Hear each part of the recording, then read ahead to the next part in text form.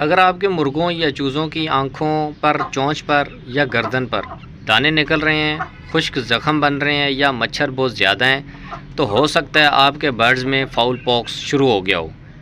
आज की वीडियो में हम डिटेल से बात करेंगे कि फाउल पॉक्स क्या होता है, ये बीमारी क्यों आती है, कैसे फैलती है, चूज़ों और मुर्गों को कैसे बचाएं और अगर हो जाए तो क्या केयर करें। तो वीडियो आखिर तक ज़रूर देखें। अस्सलाम वालेकुम दोस्तों, उम्मीद करता हूँ तमाम भाई खैर आफियत से होंगे और तमाम दोस्तों का जो शौक़ है वो अच्छे से जा रहा होगा। सबसे पहले तो ये रिक्वेस्ट है कि जो लोग भी हमारी वीडियो पहली दफ़ा देख रहे हैं वो चैनल को सब्सक्राइब कर लें ताकि उन तक हमारी हर इन्फॉर्मेटिव वीडियो जो है वो पहुँचती रहे। अब बात करते हैं कि फाउल पॉक्स होता क्या है। फाउल पॉक्स एक वायरल डिसीज़ है जो मुर्गियों, चूज़ों, असील मुर्गों और दूसरे बर्ड्स में आ सकती है। ये बीमारी ज़्यादातर गर्मियों में आती है, नमी की वजह से आती है और गंदे माहौल में ज़्यादा फैलती है। ये वायरस जो है वो बर्ड्स की स्किन और बाज़ औक़ात मुंह या सांस वाली जगहों को अफेक्ट करता है। फाउल पॉक्स फैलती कैसे है? अब ये सवाल ये आता है कि ये बर्ड्स में आता कैसे है। दोस्तों, इस बीमारी के फैलने की सबसे कॉमन वजह होती है मच्छर। अगर एक बर्ड इन्फेक्टेड हो और मच्छर उसे काटे फिर दूसरे बर्ड को काटे तो वायरस स्प्रेड हो सकता है।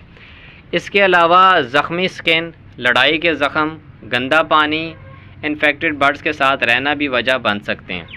अच्छा, अब ऐसे है कि मैंने ये मुर्गा लगाया हुआ था, सही है, और ये मादी थी।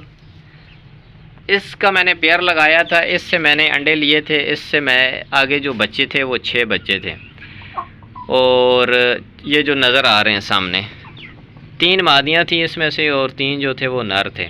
और मैं कुछ टाइम के बाद ऐसे है कि परिंदे जब 3 महीने के हुए, मैंने वीडियो भी डाली थी चैनल पे अपने कि ये आपस में लड़े थे। एक दफ़ा तो लड़े, वो मैंने बचा लिया क्योंकि हल्के फुल्के लड़े थे। दूसरी दफ़ा ऐसे हुआ कि मैं छुट्टी पे था और वापस आया तो इनका बुरा हाल हुआ था। ये आपस में लड़े हुए थे और लड़ने के बाद ऐसे है कि यहाँ मच्छर बहुत ज़्यादा होता है, इसी वजह से ये मैंने जाली वगैरह भी अभी लगाई हुई है और मच्छर बहुत ज़्यादा होता था। मैं वापस आया तो परिंदों का थंबनेल से आप अंदाज़ा लगा सकते हो वो परिंदे की, चूज़े की हालत थी उस टाइम, तीनों परिंदों की। और ये जो मादी थी ये उस टाइम बिल्कुल ठीक थी। तो वो फिर आहिस्ता आहिस्ता ऐसे हुआ कि उनकी हालत ऐसे ख़राब हुई कि उन्होंने एक दूसरे को मारा। मारने के बाद ऐसे है कि उसके बाद रात को उनको मच्छर वगैरह काटे, बिल्कुल ऐसा ही जो अभी मैं वीडियो में बता रहा हूँ कि एक अफेक्टेड बर्ड से दूसरे बर्ड्स में सारा कुछ कन्वर्ट हो गया। उसके बाद ये जो मादी ठीक थी, उसके बाद मैं वापस आ गया था, ये बिल्कुल ठीक थी। एक दिन के अंदर अंदर ऐसे है कि इसके जिस्म में भी ऐसे ही गर्दन पे और पीछे कमर वगैरह पे हर जगह निशान पड़ गए। और ऐसे है कि उसके बाद मैंने क्या किया, ये परिंदा भी बहुत इफ़ेक्ट था उससे। इसकी आंखें बंद हुई हुई थी, इसका चेहरा, इसके गर्दन, इसकी कमर, इसकी टांगें, कोई ऐसी जगह नहीं थी कि जहाँ वो दाने वगैरह ना निकले हुए हों।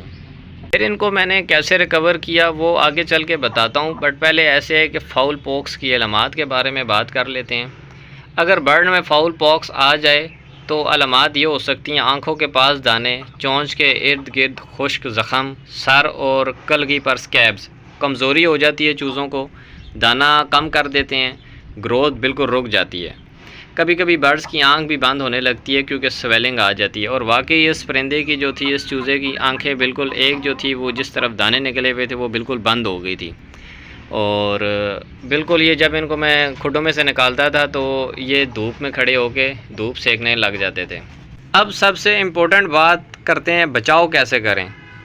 फाउल पॉक्स में प्रिवेंशन बहुत ज़रूरी होती है। मच्छर कम करें, सफाई रखें, पानी खड़ा ना होने दें, शाम के वक्त स्मोक करें, अच्छी वेंटिलेशन रखें, कोई स्प्रे वगैरह कर दें, डीज़ल का स्प्रे कर दें खुडों वगैरह में जिससे मच्छर जो है वो कम हो। जाली वगैरह लगा के रखें ताकि मच्छर जो है वो कम जाए अंदर, क्योंकि जहाँ मच्छर ज़्यादा होंगे वहाँ ख़तरा भी ज़्यादा होगा। सिक बर्ड्स जो बीमार हो या इन्फेक्टेड हो उसको अलग कर दें।